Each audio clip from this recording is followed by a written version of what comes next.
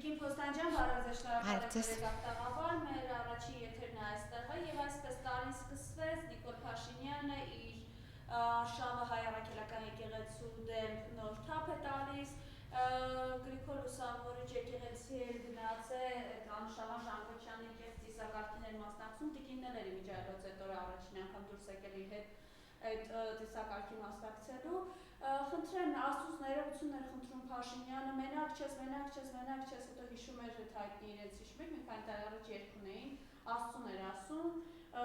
եւ այս իրականության մեջ խնդրեմ ձեր տեսակետը եւ հետո արդեն մի քանի իրավական թեմաներ կան, որոնց հետ կապված կլսենք ձեր խոսքը։ Գիտեք, նաև մենք ականատեսը եղանք, որ թե իր մեքենան էր, թե որ մեքենան էր, չգիտեմ, որ մեկ էր գրած պետ համարանիշի տեղը, ինքը ամեն ինչում ավելի, այսինքն ամեն ինչ ոչ դրական իմաստով, դաժանության, ազգադավության, ապօրինությունների, ամեն ինչի իմաստով ինքը զբաղեցրեց առաջի տեղը, այսպես մենք իրեն կարող ենք գնահատել այս բոլոր տարիների ընթացքը, որը նա ըստ էության դարձավ որպես Հայաստանի Հանրապետության գործադիր իշխանության առաջի դեմքը։ Երբ նա գնում է եկեղեցի, եկեղեցականները պետք է իրեն այդ հարցը տային, այն հեղինակած գիրքը եւ հոդվածները, որը նա գրել էր, որտեղ համենայն դեպս նա է ստորագրել այդ ամենի տակ, որտեղ ամեն ինչի մասին խոսվում է եւ այդ ամենը Աստծուն դեմ է։ Այսինքն, այդ ոնց են նրան թույլ տալիս ընդհանրապես մուտք գործել եկեղեցի, երբ նա հեղինակել է գիրք, գործունեություն է ծավալել այս տարիների ընթացքում Հայաստանի Հանրապետության անունից որպես գործադիր իշխանության ղեկավար, որը դեմ է եղել եւ մարդկությանը, եւ հայ ազգին, եւ Աստծուն, եւ հայ առաքելական Սուրբ եկեղեցուն։ Այս հարցերը պետք է տային։ Ես շատ լավ հիշում եմ մի քահանայի, ով Գորիսի եկեղեցում ուղղակի արհամարեց նրան։ Այսպիսին պետք է լինի մեր վարքագիծը նրա նկատմամբ, այսինքն արհամարանք պետք է լինի, այլ ոչ թե նրա հետ գնալ եւ մասնակցել ինչ-որ միջոցառումների։ Սա պետք է լիներ հիմնական առումով այն բոլորի վարքագիծը, որը անհրաժեշտ է դրսևորել տվյալ, չգիտեմ, ինչ ասեմ, սուբյեկտի նկատմամբ։ Այսքան բան կարող եմ ասել այդ բոլոր հանդիպումներ, արարողություններ եւ ներխուժումը հայ առաքելական Սուրբ եկեղեցի։ Բայց այդ ամենը, ես ձեզ ասեմ, դա ունի ծրագրված նպատակ։ Ծրագրված նպատակը, երբ նայում ենք այդ տեսանյութերը եւ ովքեր են մասնակցում, ինչպիսի մարդկանց են վերման ենթարկում այդ արարողություններին մասնակցելու, ապա մենք հասկանում ենք, որ սա նպատակ է հետապնդում ազգամիջյան, այսինքն մեր ազգի մեջ, մեր ազգի մի հատվածը մյուս հատվածի նկատմամբ ատելություն սերմանելու, այդ թվում նաև ատելություն սերմանելու հայ առաքելական Սուրբ եկեղեցու նկատմամբ։ Ամբողջ նպատակը դա է, որպես ինստիտուտ, որպես ազգային ինստիտուտ մեր հայ առաքելական Սուրբ եկեղեցու նկատմամբ ատելություն սերմանելու, որը հետագայում պետք է իհարկե նաև փորձ կատարի քայքայել մեր եկեղեցին, բայց այս ծրագրավորողները, ես կարող եմ ասել, որ զուր են նման ծրագիրը փորձում իրականացնել, որովհետև շատերն են ոտնձգություն կատարել մեր հավատքի նկատմամբ, բայց որևիցե մեկին դա չի հաջողվել։ Իհարկե ցավալի է, անդուր այդ մթնոլորտը եւ մարդկանց մեջ պառակտումը բավականին ծանր է մարդկանց հոգեբանության վրա ազդում, բայց այնուամենայնիվ այս ծրագիրը իրականացնողների, այսինքն հեղինակները մեկ է չեն ունենալու հաջողություն։ Սա էլ է ավարտվելու։ Դե գիտեք ինչ, այդ հակուկապը, որ նայում էինք, տեսնում էինք, կարծես թե Քադաֆին մասնակցում էր ինչ-որ միջոցառման, ուղղակի Քադաֆիի մի քիչ ավելի երևի բաց մաշկով ինչ-որ մեկն էր, բայց չենք մոռանում, չէ, ինչ տեղի ունեցավ Քադաֆիի հետ, Եվ նման, այսինքն իմ համար համենայն դեպս նման ասոցիացումներ էր, այսինքն ով էր դա, ինչ տեսքով էր, ինչ հրապարակային ուղերձ ուներ այդ իր հագուստը կամ հագու կապը, ես դա եմ, իմ մոտ այդպիսի ասոցիացում է համենայն դեպս առաջացել, այսինքն իմ զգացումները այդպիսին էին, դրա վերաբերյալ։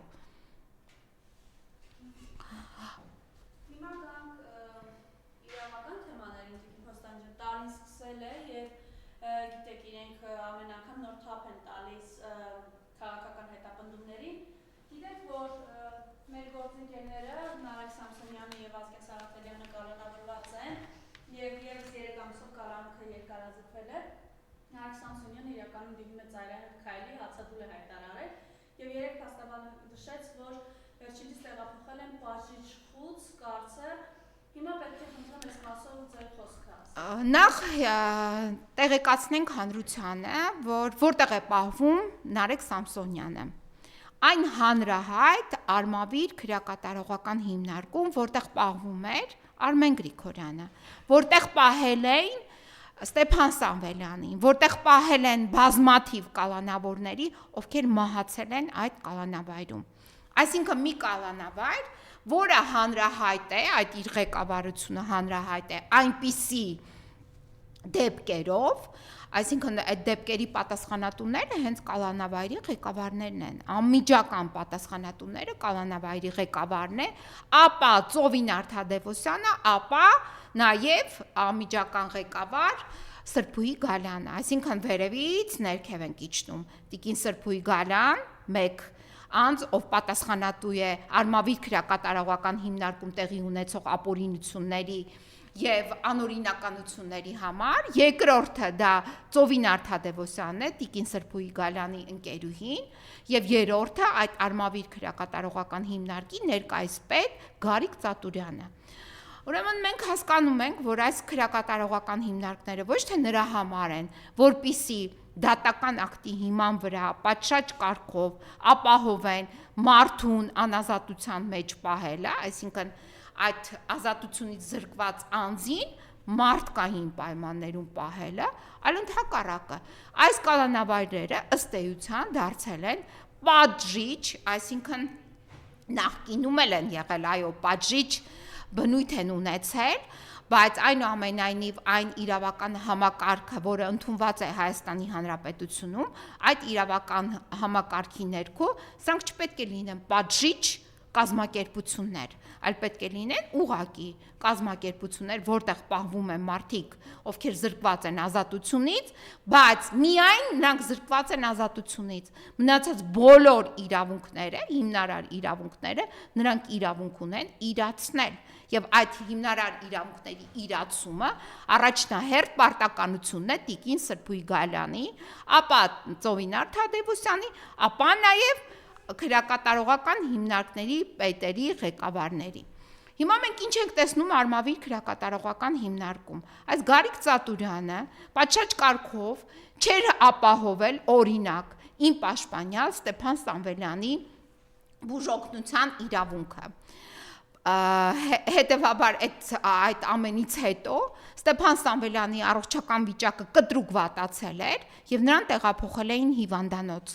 եւ հիվանդանոցում ստիպված էին եղել նրա նկատմամբ իրականացնել կոռոնարոգրաֆիա եւ ապա նաեւ ստենտավորում։ Մենք ինչ ենք տեսնում, այսինքն այս Գարիկ Ծատուրյանը, երբ առաջի անգամ տեսնում է կալանավորին, նա պարտադիր պետք է անցկացնի նրա հետ, այսինքն նա իր համապատասխան բուժաշխատողի միջոցով պարտադիր պետք է անցկացնի բուժզննություն, թվագրի բոլոր այն հիվանդությունները, նաև համապատասխան այդ մատյանը պետք է վարեն հիվանդությունների հետ կապված եւ համապատասխան դեղորայքային եւ այլ բուժօգնություն տրամադրեն հիվանդին, հիվանդ կալանավորին, որը չի արվել մասնավորապես իմ պաշտպանյալ Ստեփան Սամվելյանի դեպքում։ Դա չի արվել մասնավորապես Արմեն Գրիգորյանի դեպքում, երբ Արմեն Գրիգորյանին բերեցին Արմավիր քրեակատարողական հիմնարկից դատարան եւ դատարանի դահլիճում Արմեն Գրիգորյանը մահացավ։ Հիմա ինչ է տեղի ունենում արդեն, այսինքն եւ չի կատարվել նաեւ այլ հիվանդ կալանավորների դեպքում, որը արձանագրվել է այդ քրեակատարողական հիմնարկում, որը արձանագրել է մահեր։ Հիմա հասանք Նարեկ Սամսոնյանին։ Նարեկ Սամսոնյանը ինձ հայտնի է համենայնդեպս հրապարակային տեղեկատվությունից, որ հայտարարել է հացադուլ։ Հացադուլա, որ անձը պետք է գտնվի մշտապես բժշկի վերահսկողության ներքո։ Ու որտեղ է պահվում հիմա Նարեկ Սամսոնյանը։ Ըստ հայտարարությունների եւ հրապարակային նյութերի եւ նաեւ քրեակատարողական ծառայությունը չի հերքել դա, Նարեկ Սամսոնյանին տեղափոխել են պատժախոց։ Դուք պատկերացնում եք, մարդը, որը հայտարարում է հացադուլ, այսինքն հացադուլը դա բողոքի գործողությունն է։ Բողոքի գործողության հայտարարման պայմանները պատժախոցն են։ Դուք պատկերացնում եք, այսինքն մենք երբ դուրս են գալիս բողոք իրականացնելու խաղաղ ցույցի միջոցով, մեզ ծեծում են, մեր նկատմամբ կիրառում են ոչ համաչափ ֆիզիկական ուժ։ Երբ մենք խոսում ենք, քննադատում ենք, կարծիք ենք հայտնում, մենք հայտնվում ենք իրավապահ մարմինների թիրախում, այսինքն հիմնարար իրավունք ենք իրացնում, հայտնվում ենք պատժի ներքո։ Հիմա Նարեկ Սամսոնյանը իր հիմնարար իրավունքը բողոքը արտահայտել է հացադուլի միջոցով, բայց բողոքի արտահայտումը հացադուլի միջոցով ենթարկվում է պատժի, տարել է մարդուն պատժախոց։ Ինչի համար եք տարել պատժախոց։ Նոր ձև է ճնշման մարդուն։ Հա, դա այդպես է ուզում ճնշել։ Հա, Նարեկ Սամսոնյանը երիտասարդ է։ Այո, կարող է միգուցե եւ դիմանալ, բայց կարող է եւ չդիմանալ։ Արմեն Գրիգորյանը երիտասարդ տղամարդ էր։ Ինչի սպանեցիք Արմեն Գրիգորյանին։ Բուժօգնություն չտրամադրեցիք եւ այն դատավորը, որը նաեւ կալանք տվեց Արմեն Գրիգորյանին։ Ինչի սպանեցիք Արմեն Գրիգորյանին։ Ինչի հասցրեցիք մահվան։ Այս հարցերը մնում են արկախված եւ հարցերի պատասխանը մի օր տրամադրվելու են, այնպես չէ որ այս հարցերը շարունակելու են ուղակի մեր կողմից բարձրացվել, բայց ձեր կողմից մարսվել, այդպես չի լինելու։ Նոր ես լրահոսն էի հետևում եւ տեսա, որ Տիկին Սրբուի Գալյանը ինչ որ դատավորի վերաբերյալ հայտարարություն էր արել, եթե խնդրեմ կցիտեք իր այդ հայտարարությունը։ Պետք է ազատվենք այն դատավորներից, ովքեր երկարաժամկետ գործեր են քննում, այսպիսի հայտարարություն է արել, որ դատավորների նկատի ունի Տիկին Փոստանյանը։ Ես չգիտեմ ինքը որ դատավորներին նկատի ուներ, բայց ես հիմա հարց ունեմ Տիկին Գալյանին։ Իսկ այն դատավորները, որ Ստեփան Սամվելյանին շուրջ 3 ամիս պահեցին կալանքի տակ, եւ այդ կալանքի շուրջ 3 ամիսը նա ամբողջությամբ գտնվել է, շուրջ 3 ամիսը գրեթե ամբողջությամբ գտնվեց հիվանդանոցներում։ Այդ դատավորներին դուք չեք պատրաստվում ազատել։ Իսկ այն դատավորը, որը 8 ամսական երեխային կալանավորեց մոր հետ միասին, եւ 8 ամսական երեխան մի օր կալանավարում, այն ձեր Աբովյան քրեակատարողական հիմնարկում, որ ինչ որ ֆոտոներ էիք հրապարակել, ասում էիք, չգիտեմ, դրախտում եք պահում փոքրիկին, եւ հետո գնացիք ինքներդ այցելեցիք հիվանդանոց։ Մեկ օր մնաց այդ ձեր նկարագրած դրախտում եւ հայտնվեց փոքրիկը հիվանդանոցում, հիվանդացավ։ Այդ դատավորին չեք ուզում, այդ դատավորից չեք ուզում ազատվել։ Հաջորդը այն դատավորը, որը Լիլիթ Աղեկյանին 1 ամսով կալանավորեց եւ այդ կալանքը Վերաքննիչ դատարանը ճանաչեց ոչ իրավաչափ, բայց այդ դատավորին, որ Լիլիթ Աղեկյանին 1 ամսով կալանավորել էր, այդ դատավորից չեք ուզում ազատվել։ Եվ հիմա անցնենք պարոն Վարդան Ղուկասյանի դատավորներին։ Պարոն Վարդան Ղուկասյանը, ես հիմա պետք է ցիտեմ նաև ձեր կողմից, ձեր նախարարության կողմից գրությունը, հեսա կցիտեմ։ Պարոն Ղուկասյանի վերաբերյալ, ով ունի ծանր կալանքի հետ ոչ համատեղելի հիվանդություններ, որը այսօր գտնվում է Արմենիա բժշկական կենտրոնում արդեն օրեր շարունակ եւ ամսի 25-ից պետք է գտնվեր դեկտեմբերի, բայց այդ մասն էլ ձգեցիք ամսի 7-ին տարակ հիվանդանոց։ Բայց այս դատավորները, որ այս հիվանդ մարդկանց, ում կալանքը անհամատեղելի է այդ հիվանդությունների հետ, բայց այդ դատավորներից չեք ուզում ազատվել։ Թե ձեր համար այդ դատավորները սրտի դատավորներ են, որովհետև մարդկանց հասցնում են մահվան դուռը,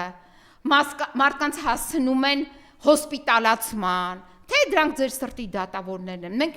հիմա կարող ենք այդպես հասկանալ, այսինքն որ երկարաժամկետ են քննում, ես դեմ չեմ, թող դատարանները արագ քննեն գործերը, ողջամիտ ժամկետներում քննեն, ոչ թե երկարաժամկետ, խախտելով ողջամիտ ժամկետի հնարավորությունները եւ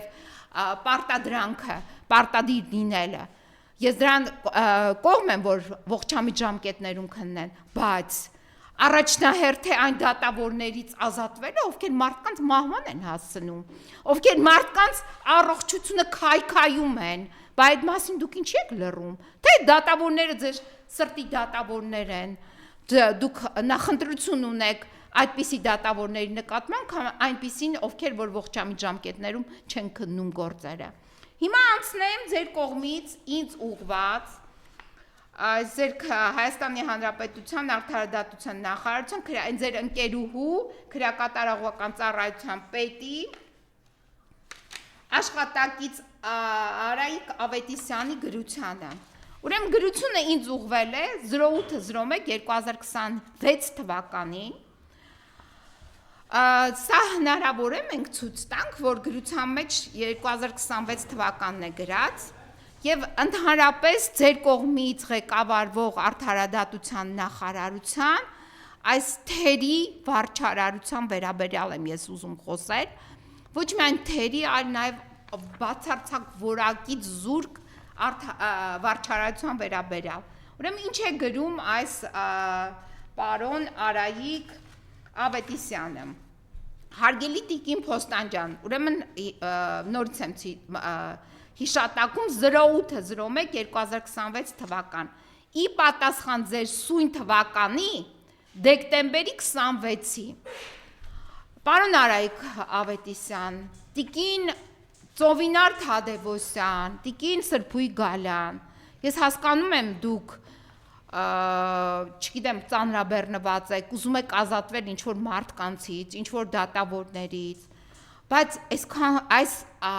աստիճանի խառնաշփոթի մեջ մարդ կարող է լինել, որ օրինակ ի պատասխան ձեր սույն թվականի դեկտեմբերի 26-ի, մենք այսօր դեռ հունվարի 12-ն ենք, սույն թվականի դեռ դեկտեմբերի 26-ը կգա բավական քանի ամիս անց եւ այդ դեկտեմբերի սույն թվականի դեկտեմբերի 26-ին ես չգիտեմ այս Արայիկ Ավետիսյանը որտեղ կլինի, տիկին Սրբույի Գալյան դուք որտեղ կլինեք, տիկին Ծովինար Թադևոսյան դուք որտեղ կլինեք, այս որ sense գրություն եք գրել ինձ, դուք դες հաշիվ տալիս եք, մեկ նայում եք ինչի տակ եք դուք ստորագրում, կամ ով է կազմել այս գրությունը, թե ձեր մոտ այդ ձև է բոլոր տեղերում, այսինքն դուք չեք հասկանում, դեկտեմբերի 26-ը երբ է, սույն թվականը երբ է, ինչպիսի դատավորներից պետք է ազատվել, միգուցե դուք այդքան, չգիտեմ, ընկալելու խնդիր ունեք, ես չեմ իմանում արդեն ձեզ ինչպես գնահատեմ այս ձեր կողմից ինձ ուղված գրությունները, ես չգիտեմ ինչպես դա գնահատեմ, վրիպակ ասեմ, չէ, վրիպակ չի կարող լինել, որովհետև մարդը ինչի տակ սույն թվականի դեկտեմբերի 26-ը դեռ երկար ժամանակ կա, որ մինչև գա, դեռ մինչև 12 ամիս ժամանակ կա, մինչև դեկտեմբերի 26-ը լրանա։ Հիմա անցնեմ արդեն բուն բովանդակությանը այս գրության։ Ուրեմն գրության մեջ նշում են, հարգելի քաղաքացիներ, գրությունը վերաբերում էր պարոն Վարդան Ղուկասյանի հիմնարար իրավունքներին, որին մինչև այսօր ես ամիսներ շարունակ դիմում եմ եւ պարզաբանում եմ պահանջում եւ Սրբույի Գալյանից եւ Ծովինար Թադևոսյանից եւ Երևան կենտրոն քրեակատարողական հիմնարկի պետ պարոն Ռոբերտ Թամարյանից։ Վերջ ի վերջո ինձ ինչու չեք հայտնում ովքեր են պահվել եւ պահվում,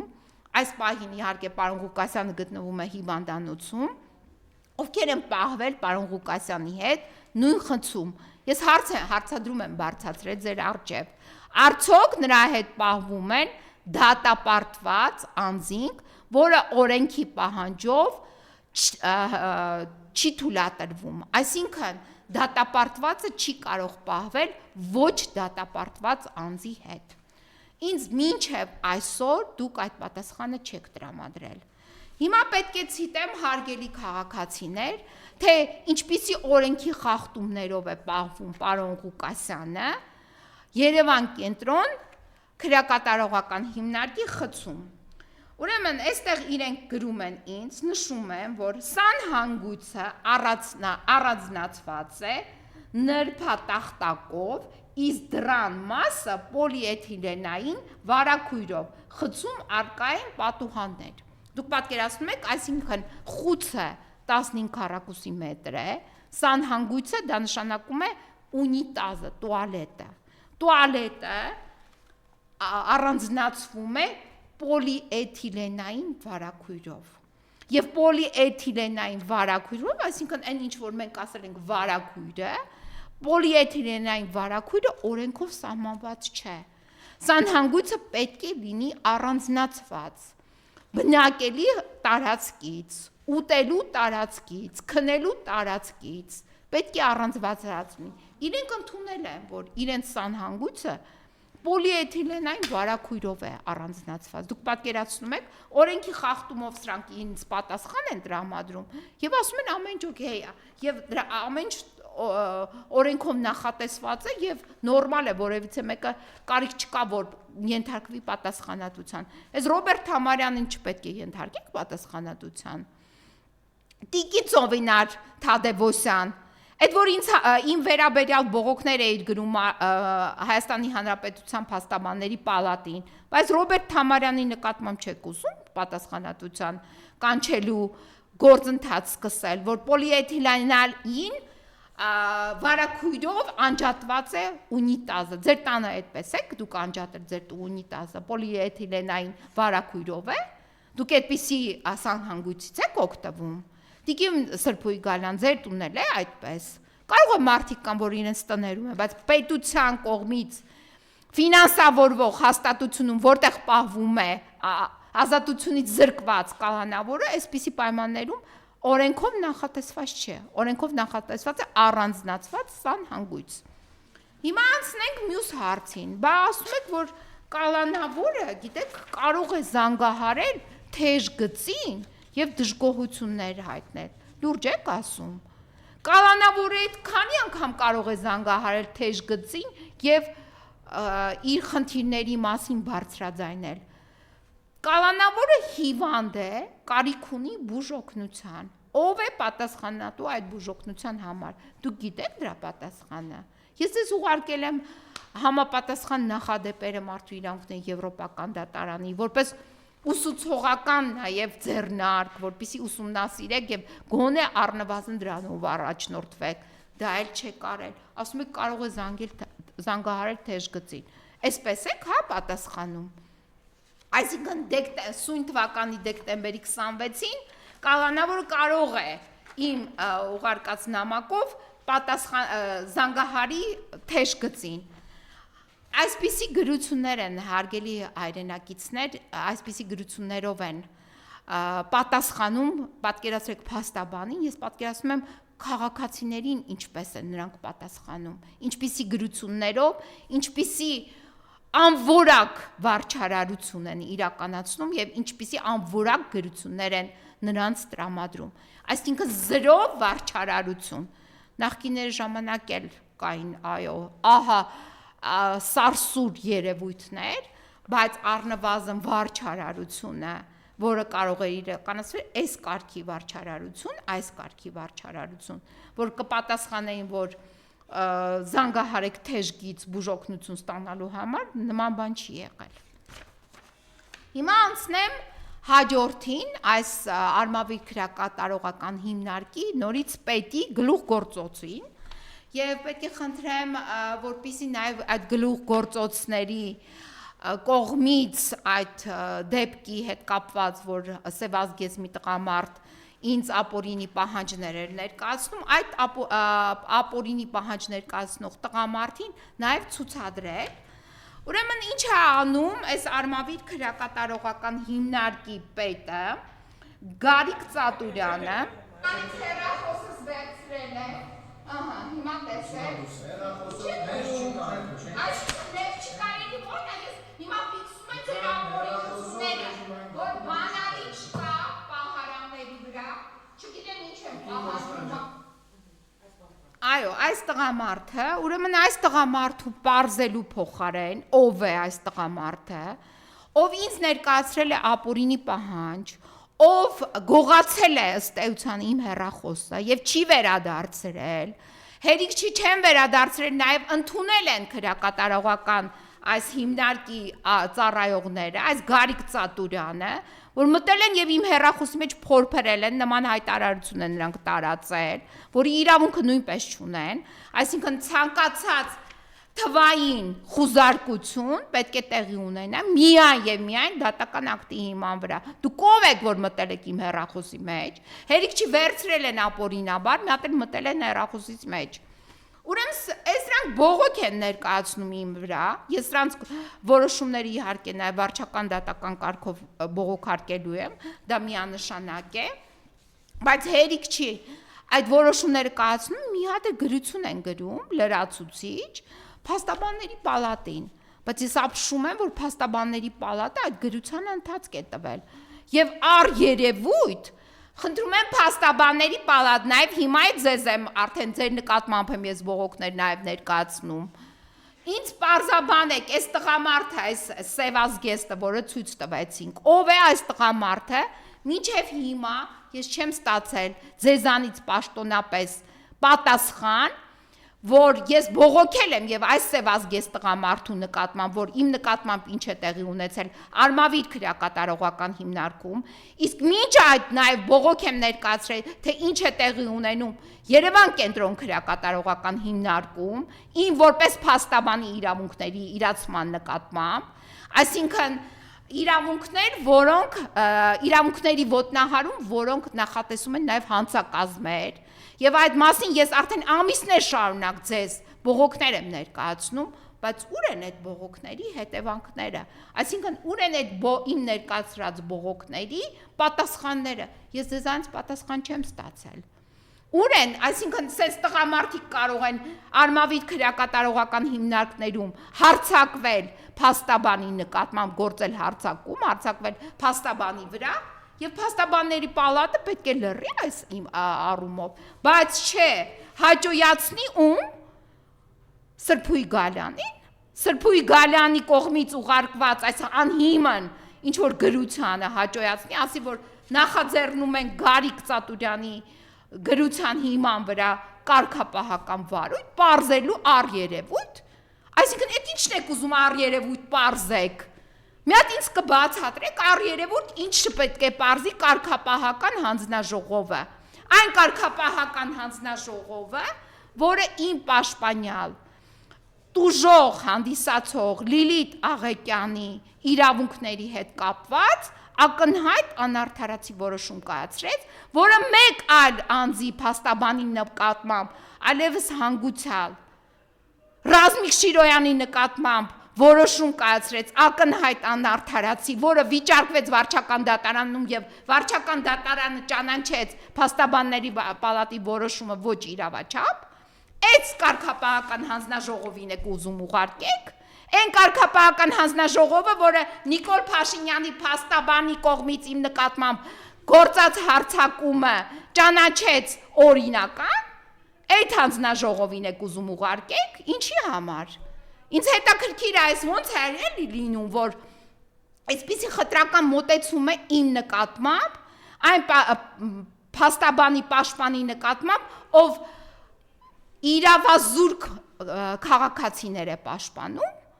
այդ հիմա դուք եք լծվել այդ գործընթացին Նիկոլ Փաշինյանի կողմից սանձարձակված։ Այն Նիկոլ Փաշինյանի փաստաբանն էր իմ նկատմամբ հարձակում գործել, վկաներն եկան հայտնեցին այդ մասին, ոնց էր ձեռքս վիրավորել, եւ ոնց էին ինձ այդ նույն դատական կարգադրիչները այդ հարձակման հետևանքով ինձ օգնություն ցույց տվել, եւ ոնց էր այդ նույն Նիկոլ Փաշինյանի փաստաբանը իմ հեռախոսս կլել։ Դա փաստերով, ապացույցներով ներկայացված է եղել այդ նույն կարգապահական հանձնաժողովին։ Այդ մեկը չբողոքարկեցի վարչական դատարան, ասեցի լավ, փաստաբանական պալատն է, մեր պալատն է, ամեն դեպքում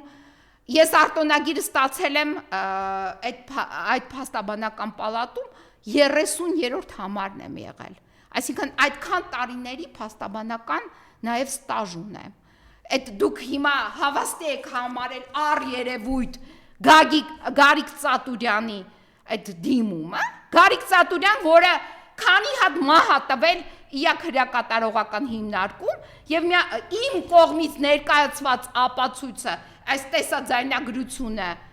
դուք այդ հաշվի չեք առել ու ինչ որ կարգապահական վարույթներ եք ուզում դուք էլ միանաք, հա, այն վարույթները, որ Նիկոլը նախաձեռնել է քիչ է, մի հատ դուք եք ուզեցել, ասել եք մենք է ամասն չենք մնա։ Ինձ շատ կարևոր պարզաբանումներ պետք է տրամադրի փաստաբանների պալատը։ Ինձ համար կապ չունի, այո, դա իմ հարազատ պալատն է, փաստաբանների պալատը։ Փաստաբանի մասնագիտությունը դա ամենաառաքինի մասնագիտություններից է։ Ես շատ եմ հարգում եւ նաեւ փաստաբանի վարքագիծն եմ հարգում, բայց այս թերի, այս գրության հիման վրա ես ձեզ դիմում եմ այս թերի գրությունից եւ դեպքից նախապես առաջ, որ իմ նկատմամբ տեղի են ունենում շարունակաբար ինստիտուցիոնալ համակարգային բռնաճնշումներ, ինչի համար, որովհետեւ ես ազնվորեն պաշտպանում եմ իմ վստահորդների իրավունքները, որոնք հանիրավի պահվում են կալանավայրերում եւ նաեւ ամեն օր, ամեն ժամ բարձրացնում եմ կալանավայրերում տիրող խայտառակ պայմանների վերաբերյալ հիմքերն ու ապացույցները ամեն օր ես դրա մասին եմ խոսում։ Հիմա դուք եք միացել, հա? Այսինքն պաշտպանում եք Սրբույր Գալյանին, այդ կազմին եք պաշտպանում, որը քանի հատ մահ տվեց, որը Արմեն Գրիգորյանի մահվան նաև նպաստողներից էր, այսինքն այդ արդարադատության նախարարությունը, հիվանդ մարդուն պահում են կալանքի տակ եւ բերեցին այդ մեքենայի մեջ միջև Արմավիր քրեակատարողական հիմնարկից դատարան մարդը մահացավ։ Հիմա դուք այդ ում եք պաշտպանում, բա մեր իրավապաշտպան գործունեությունը որտեղ մնաց։ Այստեղ կարգապահ, մի հատ հետազոտ էիք, այս Սևազգեստը ով էր, որ ին վրա հարձակվում էր, իսկ ուր է իմ հեռախոսը, դուք տեսել եք, եթե ես արգելված իրեմ տարել ինչ-որ միտեղ, ուր է իմ հեռախոսը, ինձ կբացատրեք, ուր է հեռախոսս այդ այսպես կոչված արգելված իրը, ոնց են նրանք վերցրել, դուք ունեիք մի արձանագրություն ոնց իրենք վերցրեցին, տեսել եք այդ հեռախոսը ընդհանրապես։ Դա այս ձեր խտրական մոտեցումը հատուկ է արվում, որպեսզի ես չեմ արդեն, միգուցե ես կասկածներ ունեմ, որ դուք եք արդեն համագործակցում Նիկոլ Փաշինյանի հետ։ Ուրիշ բան չեմ կարող ես մտաբերել կամ մտածել, որովհետև այս որոշումը դրա մասին է վկայում։ Այս որոշումը կարգապահական հանձնաժողովի հետ կապված դրա մասին է վկայում։ Դուք մի հատ կարգապահական հանձնաժողովի մի հատ անդամների ում հետ ինչ հարաբերություններ ունեն, մի հատ դա պետք է պարզի դեռ պետք է պարզի մեր Հայաստանի Հանրապետության փաստաբանների պալատը։ Այնպես մի արեք, որ ես հիմա գամ փաստաբանների պալատում սկսեմ բողոքի գործողություններ իրականացնել։ Ինձ բավարար են քրեակատարողական հիմնարկների ապօրինությունները։ Բայց դա չի նշանակում, որ ես պետք է հանգիստ թողեմ նաև փաստաբանների պալատը։ Սա արդեն որի-որ դեպքն է։ Ինչ է նշանակում կարգապահական պալատի հանձնաժողով։ Մի կարգապահական պալատ, որը Ռազմիկ Շիրոյանի վերաբերյալ որոշում կայացրեց հիվանդ փաստաբանի գոլեգայի, ով քիմիոթերապիա էր անցկացնում, որոշում կայացրեց արտոնագրի դադարեցման վերաբերյալ, որը վիճարկեցի ես վարչական դատարանում եւ վարչական դատարանը ձեզ ոչ իրավաչափ ճանաչեց։ Այս դուք այս տեսակն եք եղել։ Լավ, մի անգամ լռեցի։ Երկրորդ անգամ փորձում ենք լռել։ Երրորդ անգամ էլ լռենք, չէ, չի լինում։ Երրորդը չի ստացվում։ Այսքանը հավանաբար ես կուզենայի այսօր ասել, բայց նաև նշեմ, որ պարոն Վարդան Ղուկասյանը այս պահին գտնվում է հիվանդանոցում, բժիշկները պատշաճ բուժօգնությունը տրամադրում են, հուսով ենք, որ շուտով նաև պարոն Վարդան Ղուկասյանը ազատ կարձակվի, եւ ազատ արձակմամբ նաեւ Գյումրին կշարունակի ղեկավարել։ Այսքան է։